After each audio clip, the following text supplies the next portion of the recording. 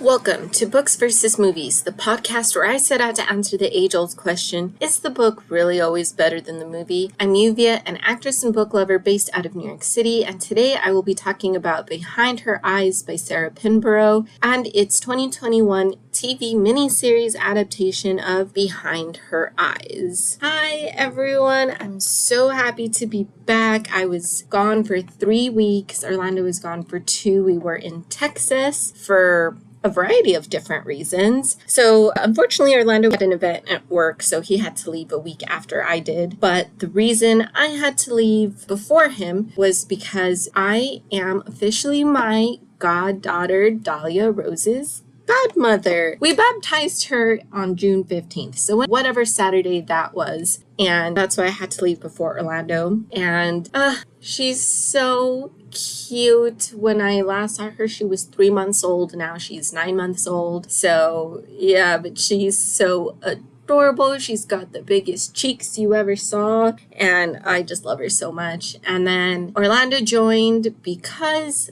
later in June, the last week of June actually, was the South Texas New Latinx Play Festival in McAllen, Texas, and Orlando's play Burritos Pa Morir got an official workshop production there, and it was incredible to see a play that he wrote up on its feet and in a full production, and I'm so incredibly proud of him, and thank you to everyone from South Texas College who brought his play to life, because you did an incredible job. And the play is so good. Like, someone out there is going to be like, you're just saying that because you're biased. Maybe. But it is legitimately a damn good play. And I need someone in New York to fund it so we can bring it here, or any of the regional theaters. Please produce this play because it is just that good. I truly believe that it is one of the best plays currently in existence.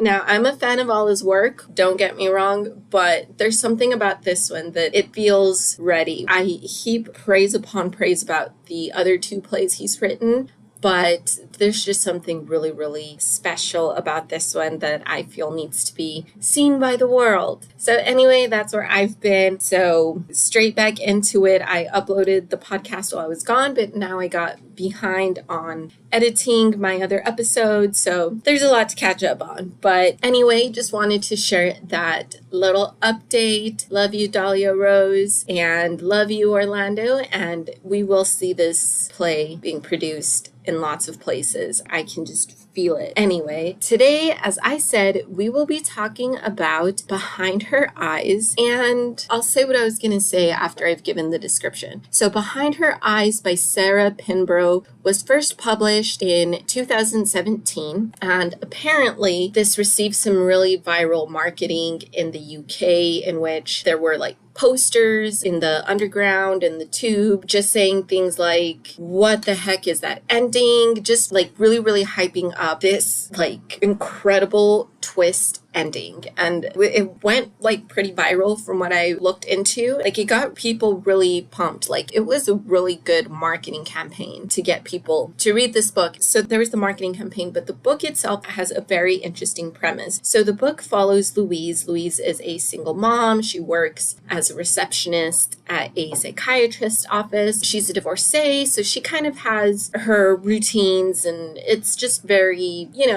her life is just not very exciting at the moment. She's just living her day-to-day life, and there's nothing exciting or new or anything special about it. But that all changes when she goes out one night and meets David. There are immediate sparks. They kiss. It's incredible. And she's so happy that she has this connection with someone. However, upon returning to work on Monday, she discovers that David is her new boss. And not only that, but he's married. So this puts Louise obviously in a bit of a pickle. Louise ends up meeting Adele. She's new in town. She really wants a new friend. She makes this instant connection with Louise as well. but it turns out that Adele is actually David's wife. So Louise has feelings for her new friend's husband, but she doesn't want to break off this friendship, but she also doesn't want to break up this affair that she has going on with David. And then as she gets to know Adele, she discovers that David is maybe not as nice as he seems. Adele seems really, really scared of him. What is going on? Louise is determined to find out.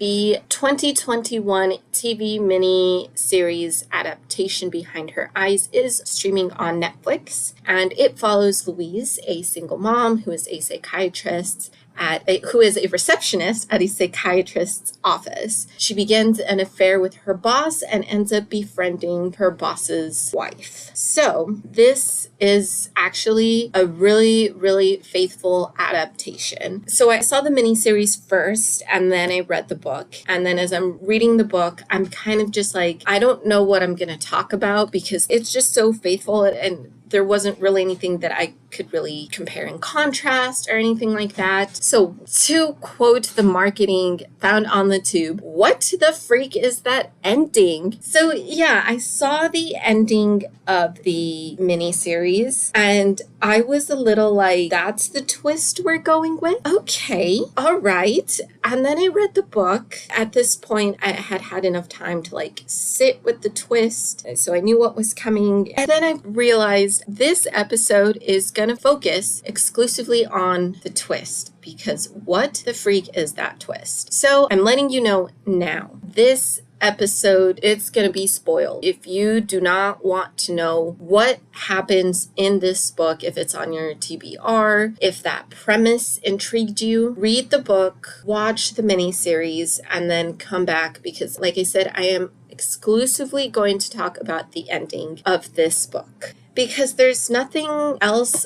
I can talk about. And as I was saying, originally when I was reading this book, I was like, well, it'll be a really short episode because I have nothing to add. I have nothing to say other than it's a faithful adaptation. I'll say which one I preferred, and that'll be that. And it'll be a really short episode. But then I read that ending. It just really did not sit right with me. And I really have to talk about it because what is that ending? Like, seriously, what is that ending? So the marketing went viral and it really got people to read the book. But don't be fooled by me talking about this ending and the viral marketing of this book. It's what the heck is that ending in all the wrong ways, not in the mind blown, oh my gosh, you got me kind of ways. So let's get into it. As I said, this is a pretty faithful adaptation.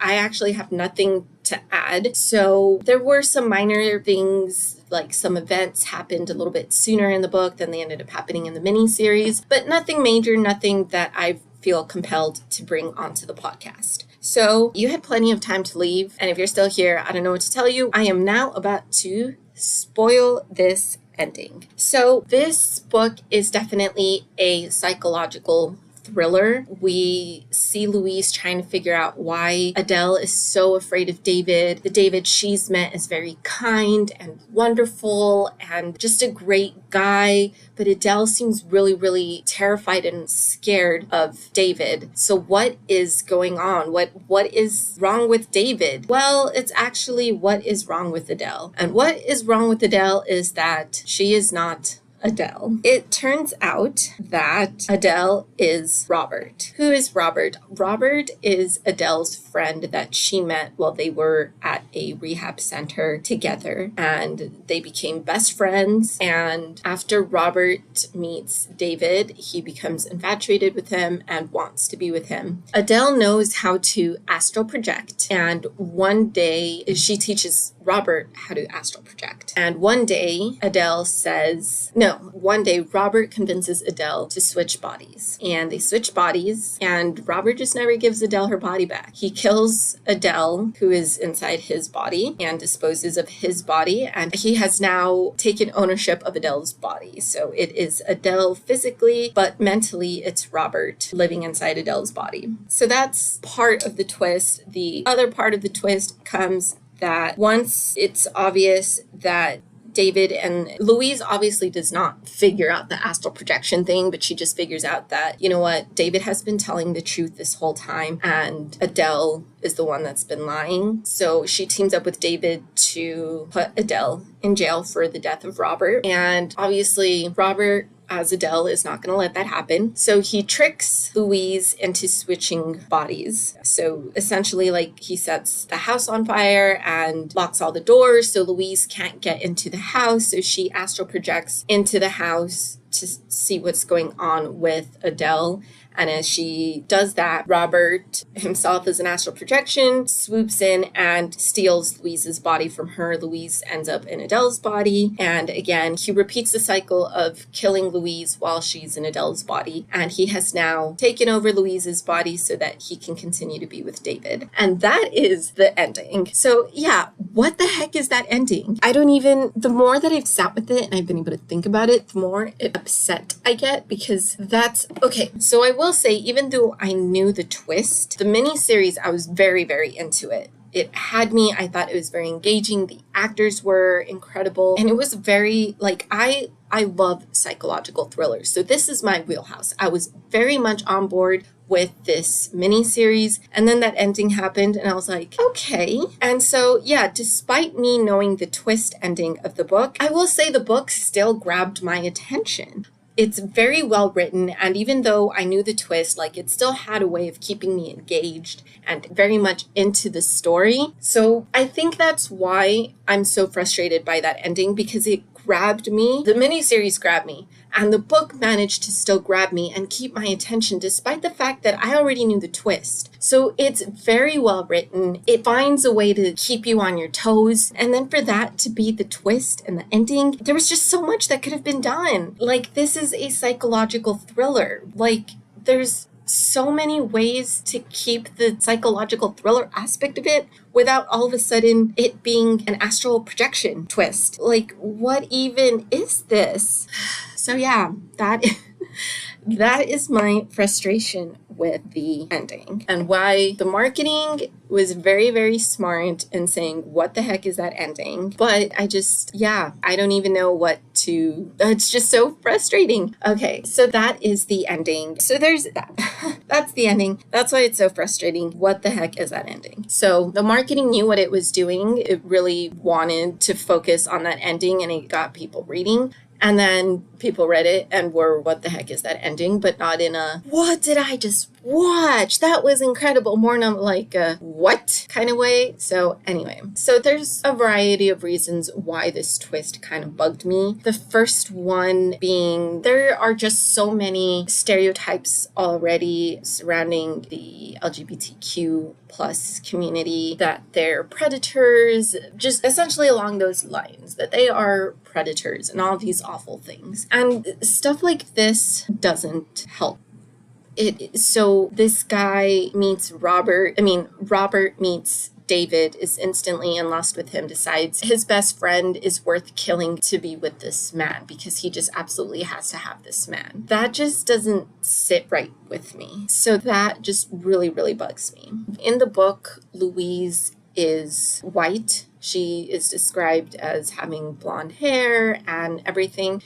The miniseries cast a Black actress by the name of Simona Brown to play Louise, and she was great, but there's already something icky about a white man taking over the body of a woman to again be with this man that he's fallen in lust with. So there's already like icky implications there to then possess the body of a Black woman. This is the one instance in which I didn't necessarily agree with colorblind casting, just because it follows the book faithfully. But since this isn't an issue in the book, he's taking over the body of a white woman to taking over the body of another white woman, which is, again, it's already icky and creepy and gross in its own way. I don't know, there's just something that feels even ickier, even worse about having him possess the body of a Black woman. And obviously, since this is such a faithful adaptation, there's no racial implications in this. It's not the point of this story, and not that it necessarily has to be. But I don't know, there's like a deeper conversation that needed to be had because of this. and I'm not really sure what that conversation would be, but it just, I don't know. I am all for colorblind casting, and Simona Brown was great as Louise. I will talk about her a little bit more when I talk about the miniseries, but in this instance, I don't know that it feels right considering what the twist is. But yeah, so there's those implications that are just wrong all around. So yeah, that is the twist, and those are my issues with the twist. There was also something that wasn't very clear to me, and I understood this when I was watching the miniseries. So initially we see Adele shoot up, and then so right before they switch bodies during the astral projection, Robert as Adele,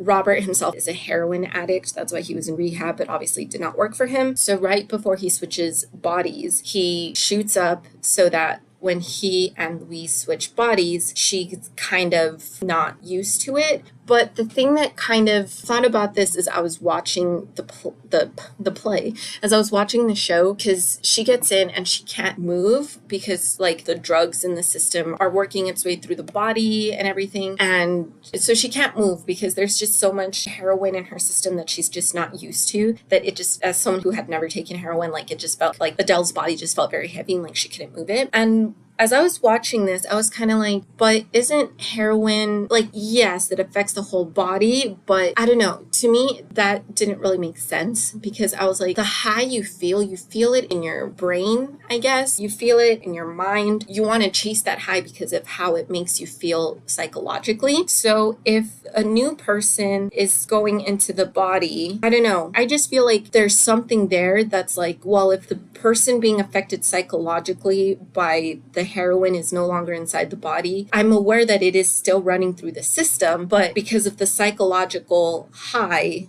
of heroin, I feel like it wouldn't have taken as much of a toll on the new psychological system that's now taking over the body. I don't even know how to explain what I'm trying to say, but that was just something that I was like, but why would it affect Louise if it's a new psychological system entering a body? And I'm aware that that body has heroin in it, and psychologically she's not used to it, but the body itself by that point would be used to it since the body had been getting shot up with heroin because Robert still did it to get high in Adele's body. So the body would be used to it, but the person feeling the psychological high of it is no longer in the body. Hopefully you understand what I'm trying to say.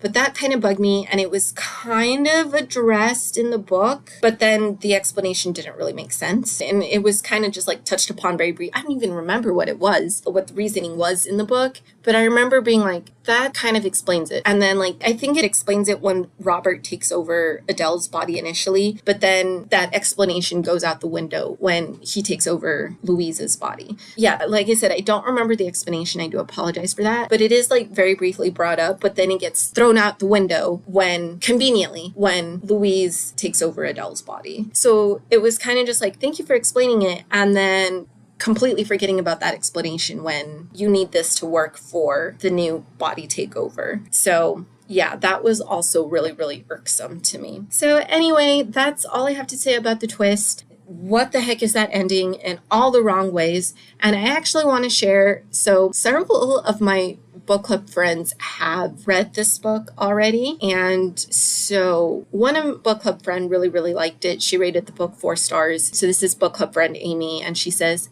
I had the craziest dreams after reading this book. What comes around goes around. So I'm glad you enjoyed it, Amy. But I also want to share the thoughts of book club friend Elena and book club friend Raymond. Shout out to Raymond. You met him during the Erasure episode. But this is what book club friend Elena had to say. She rated it 3 stars. And she said, very weird and not plausible at all. Another mystery with a great fast-paced story that all falls apart in the last 3 pages. 3.5 stars. It'd be a 4, maybe even a 5 if the ending didn't feel slapped together. And that is exactly my frustration, Elena. I agree with you completely. All right, and then this is what book club friend Raymond had to say. He rated it 2 stars. My short book of the month review. The book was very addicting to read, but the ending was disappointing. Yes, it was, Raymond. Like I said, I knew the twist, and the book still managed to hook me in and make me and keep me on my toes, even though I knew exactly what was coming.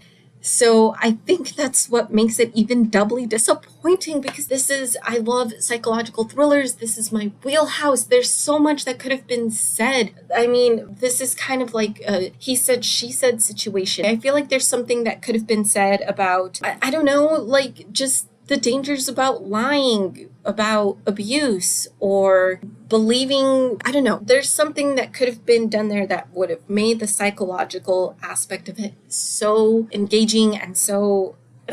Okay, I'm going to go ahead and talk about the miniseries, because I have nothing but good things to say about Simona Brown. I guess, again, Simona Brown played Louise, and Eve Hewson, who played Adele. They are the two standouts. They are both incredible. The rest of the actors were fine as well, but they, like, performance-wise, they don't stick out to me as much as Simona and Eve did. So Simona did a great job at playing Louise, of like investigating and hiding her fear very well. She hid her fear very, very well. And yeah, she was great. The only thing that bugged me about Louise in the miniseries is that she has this monologue at one point where her best friend, not Adele, but her original best friend, she confesses that she has continued to see David despite befriending his wife because she still really likes him. And her friend is kind of like, well, that's a bad idea and you're going to end up like getting screwed over. So you should break things off. And Louise goes on this rant of like, no, I always do the right thing. I want to do this one selfish thing for myself. And I don't understand how because her friend is like constantly having affairs with married men, but she's not befriending their wife. So,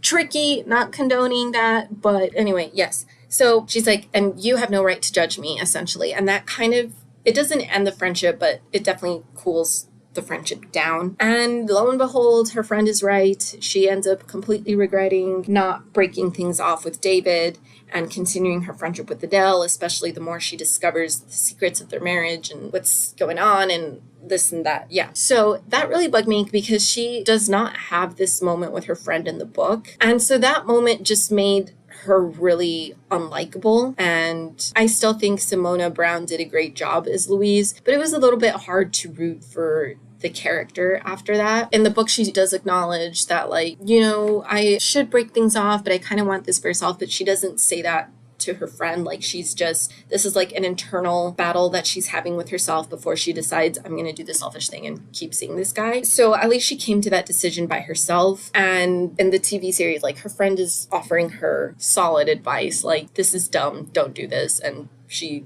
goes off on this tangent about how she always does the right thing. She wants to do the wrong thing just this once, and she ends up regretting it. So that was the only thing that I didn't like about Louise as the character. But Simona, in delivering that monologue, I mean, she did a great job. I believed it. Eve Hewson as Adele, she was so good. I've never seen Eve Hewson before, and she's actually the daughter of Bono from U2. So that was something I discovered during this. But anyway, oh my gosh, she was so good. Like, she had you on her side. Like, she played the part of like the scared housewife, and then there'd be like these glimpses of I'm perhaps the manipulator, but it wasn't like I've talked about before where it's like I'm evil. Like, you would see these glimpses of her being scared and then these glimpses where she wasn't, but it was never like you were also thinking the same thing as Louise, as like, what is going on? Should I be on her side? Should I not? Like, she towed that line very, very well. And there's this one scene that really sticks out to me in which Louise is asking her about David, and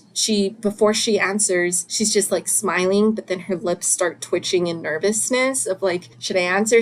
And she just has like, she killed that role. She did so great. Oh my gosh. And I also want to give a quick shout out to Tyler Howitt. He was the little boy who played Adam. Adam is Louise's son. So the final shot of the miniseries is Louise and David get married because Adele's dead and they can now be together. So David thinks. And there's this shot where she's like, you and I are going to have the best life together. And then David just says, and Adam. And it just cuts to Tyler Howitt as Adam in the back seat with the saddest face you've ever seen on a little kid.